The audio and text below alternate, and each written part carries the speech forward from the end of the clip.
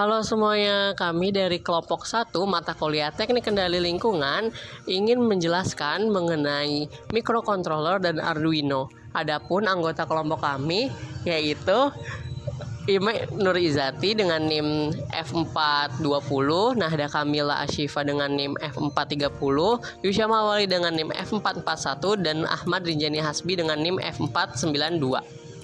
Microcontroller adalah sebuah sistem komputer fungsional dalam sebuah chip. Di dalamnya terkandung sebuah inti prosesor, memori, yaitu sejumlah kecil RAM, memori program atau keduanya, dan perlengkapan input-output. Dengan kata lain, microcontroller adalah suatu alat elektronika digital yang mempunyai masukan dan keluaran, serta kendali dengan program yang bisa ditulis dan dihapus dengan cara khusus. Cara kerja microcontroller sebenarnya membaca dan menulis data. Microcontroller merupakan komputer di dalam chip yang digunakan untuk mengontrol peralatan elektronik yang menekankan efisiensi dan efektivitas biaya.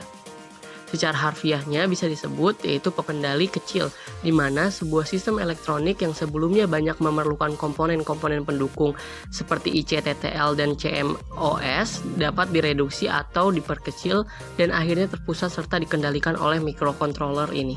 Di sini saya akan menjelaskan apa itu Arduino dan juga manfaatnya beserta dengan pembuatan akun Tinkercad.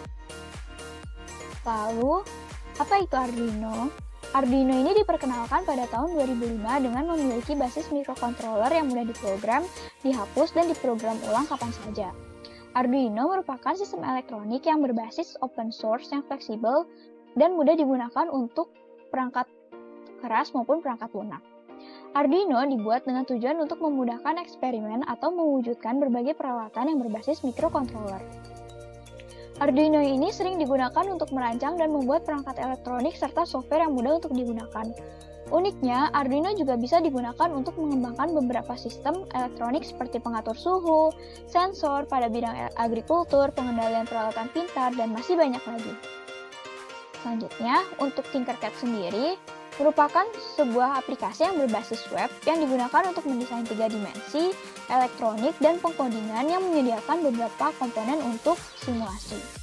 Tinkercad ini membantu banyak dalam perencanaan dan pengadaan komponen yang dibutuhkan.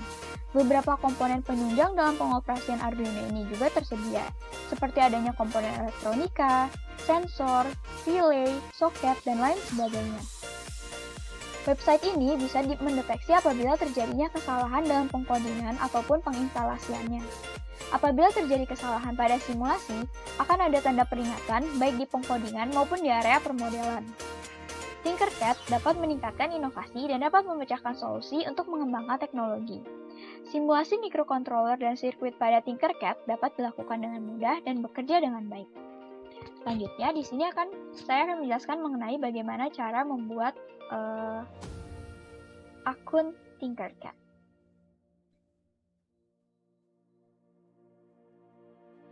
Yang pertama, buka tinkercad.com di Google, lalu pilih sign up.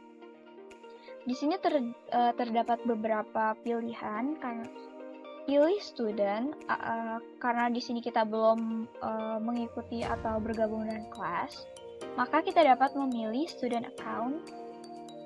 Untuk sign in-nya itu sendiri dapat menggunakan beberapa alternatif seperti menggunakan email, menggunakan Google, Microsoft, dan juga Facebook. Di sini saya akan menggunakan Google. Lalu pilih akun emailnya. Dan Tinkercad sudah dapat digunakan. Adapun contoh simulasi rangkaian sederhana yaitu dapat dilihat yaitu menggunakan soil measure sensor dengan dilengkapi LCD, yang mana LCD dapat dicari lewat search yaitu LCD 16x2.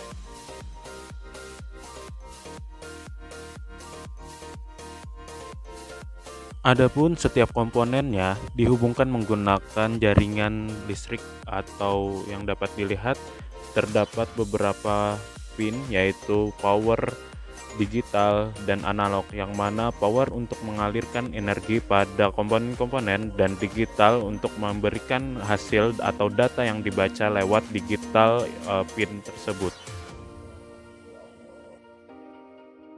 Setelah Terhubungnya komponen yang digunakan pada Arduino menggunakan jaringan-jaringan kabel, selanjutnya dapat dilakukan coding atau kode untuk dilakukannya sistem atau simulasi pada alat tersebut, yang mana dapat dilihat penggunaan beberapa kode seperti kurang dari 500 maka dihasilkannya kering, dan dihasilkannya pada lebih dari 500 maka basah.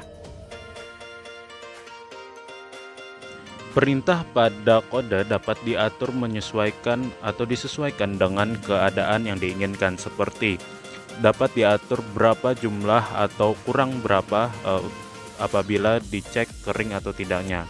Setelah diatur maka dapat dilakukan start simulation, yang mana dapat diuji atau dicek bahwasanya apabila air kering atau air sedikit maka ditulis atau diketahui kering pada LCD, dan apabila air yang terkandung pada tanah tersebut semakin banyak maka diketahui atau tertulis pada LCD basah. Nah, segitu aja video dari kami. Terima kasih yang sudah menonton. Semoga videonya bermanfaat. Jangan lupa like, komen, dan subscribe. Terima kasih semuanya.